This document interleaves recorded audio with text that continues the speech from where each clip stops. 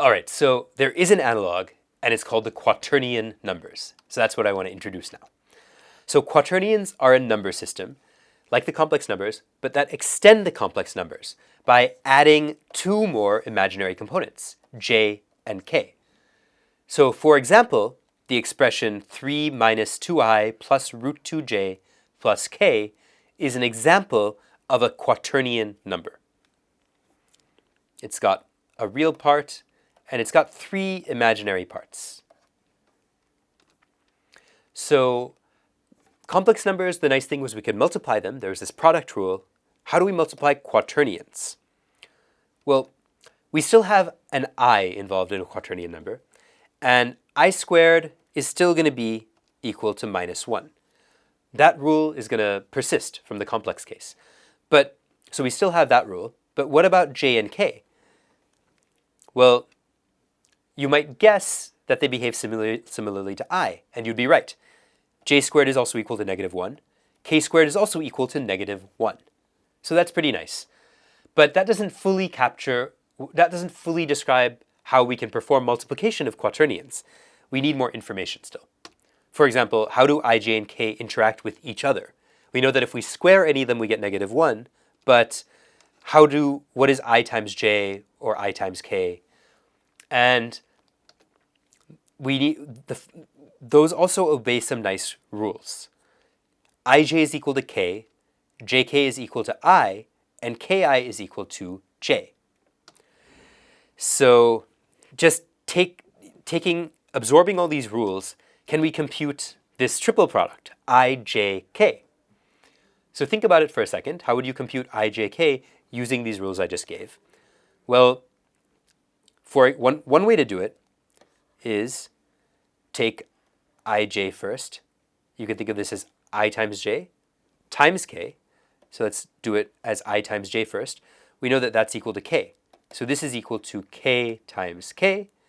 And by the first rule we mentioned, k squared is just equal to minus 1. So this is equal to minus 1.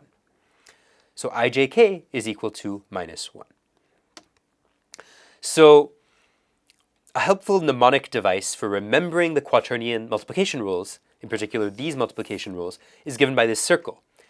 I times j is equal to k. J times k, just follow from j to k, that takes us to I. And similarly, k times I is equal to j. So we just follow the arrows in the circle and we see where we get to when we multiply two quaternions. So that's quite helpful.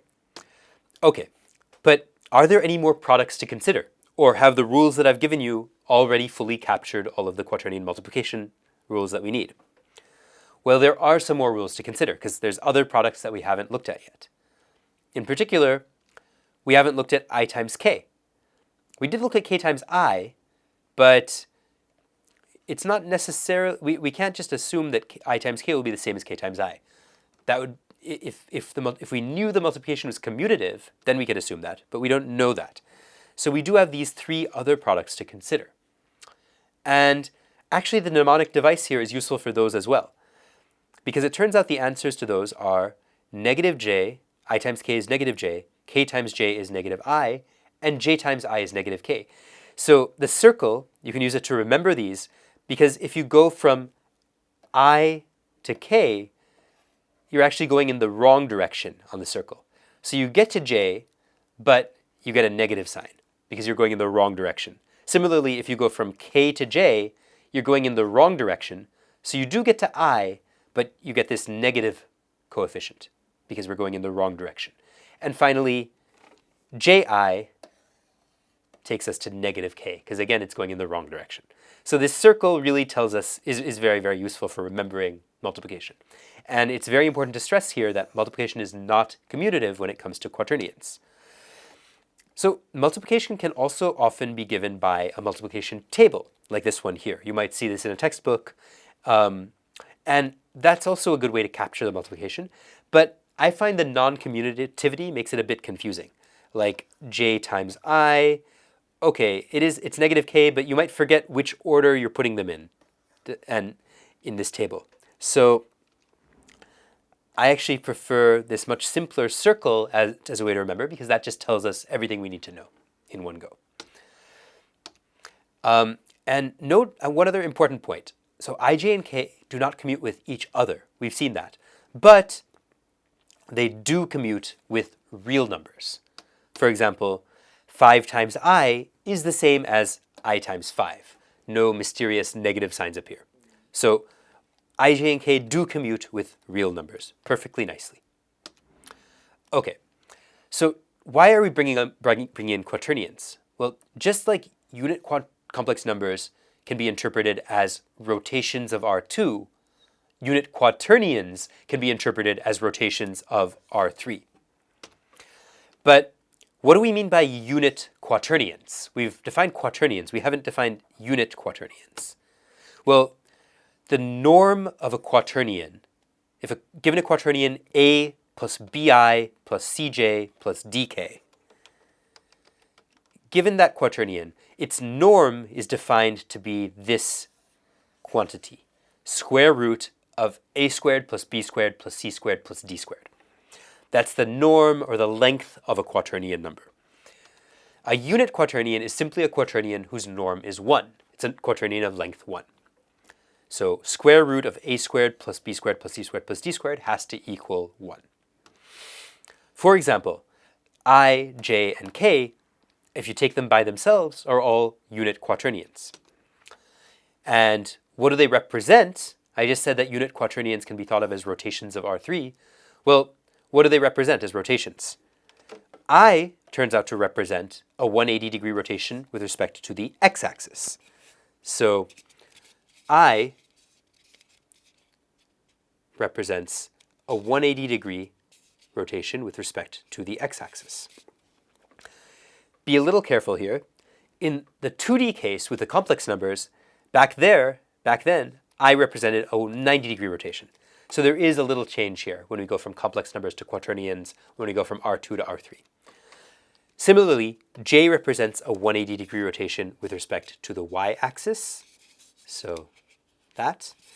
And K represents a 180-degree rotation with respect to the z-axis, like that. Okay, what about more general unit quaternions besides I, J, and K? What rotations do they represent? Well, here's that sample quaternion from before. Note, however, that it's not a unit. But we can calculate its norm, though, which will show us that it's not a unit. But once we do that calculation, we can also divide by the norm and scale it down to a unit. So what is the norm of this? Well, it's just the square root of the square sum of a, b, c, and d. So 3 squared plus negative 2 squared plus square root of 2 squared plus 1 squared. Well, that's just 9 plus 4 plus 2 plus 1. That's the square root of 16, which is equal to 4. So this quaternion here has norm 4. It has length 4. Dividing everything by 4, we get this new unit quaternion. Note now, this really does represent a 3D rotation. And we can see which one it represents by reading off its axis and angle. This is the thing that's really cool about quaternions, unit quaternions. We can easily read off the axis and angle. The axis is especially easy to read off. We literally just take this, this, and this entry, and floop, floop. We just read them off. Those are the coordinates of the axis. So the axis is spanned by this vector in R3. Okay, what about the angle? Well, that's a little trickier to read off. It's based on this coordinate, but we have to take a cosine inverse of this number and multiply by 2. So the angle is going to be given by 2 times cosine inverse of this coordinate here. In this case, it's approximately 82 degrees. So that's what this quaternion represents, a rotation of around 82.8 degrees about this particular axis. Okay, so what about the other direction? So this shows us, given a unit quaternion, how we can read off the axis and angle and interpret it as a rotation of R3. What if we start with a rotation of R3? How do we find a unit quaternion that captures it? Well, let's let ABC be a unit vector in R3. Let's consider a 3D rotation about the axis spanned by ABC with an angle of theta. The corresponding unit quaternion is given by this really nice formula. Cosine of theta over 2 plus sine of theta over 2 times AI plus BJ plus CK. So it looks like we might have a bijection here. An axis ABC and an angle theta, basically a rotation, corresponds to a unit quaternion where we let the axis ABC and the angle theta correspond to the unit quaternion given by cosine of theta over 2 plus sine of theta over 2 times AI plus BJ plus CK. So is this actually a bijection? We do need to be a little careful because there's a lot of redundancy. Remember, we're defining the map in this direction in terms of a particular axis angle representation of a rotation. And remember, there's a lot of redundancy in how I pick my axis and my angle. So we have to be careful that this map is really well defined and gives us a proper bijection, despite all that redundancy. So in particular, let's remember what some of those redundant conditions were. Remember that adding 2 pi to theta, that shouldn't affect the rotation. If I take this angle theta here and add 2 pi to it, that's still the same rotation on the left. So it better give us the same unit quaternion on the right when we plug it into this formula here. So let's see what happens. Well, cosine of theta plus 2 pi over 2, that's what we get, plus sine of theta plus 2 pi all over 2, times AI plus BJ plus CK. That's what we get. Well, is that the same thing? Well, we can rewrite this a little. Theta plus 2 pi over 2, that's just equal to theta over 2 plus pi. So I've just pulled out the pi here. Okay, what happens when you take cosine of x plus theta for any number x? What happens when you take sine of x plus theta for any number x? Well, hopefully you remember this. Maybe it helps to look at the graphs of cosine and sine. But we're just shifting the period by pi. So really, this just gives us negative cosine this gives us negative cosine of theta over 2. This gives us negative sine of theta over 2. So we end up with a negative sign in front of everything. So that's not the same unit quaternion, is it? It's a different one. It's in fact the opposite of it. We multiplied the whole thing by -1. So really, the bijection that we really want to consider is between rotations of R3 and unit quaternions modulo sine, meaning that we identify any unit quaternion with its opposite.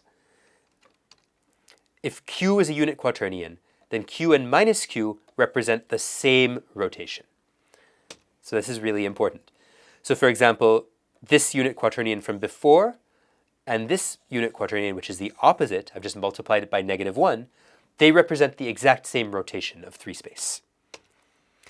And now we can prove that we do have an honest bijection. There is still another redundancy to resolve, but luckily it takes care of itself. So as an exercise, if you haven't done it already, check that a theta rotation about some axis, ABC, is the same as a negative theta rotation about the opposite axis, negative A, negative B, negative C. And you'll have to use the right-hand rule to verify this.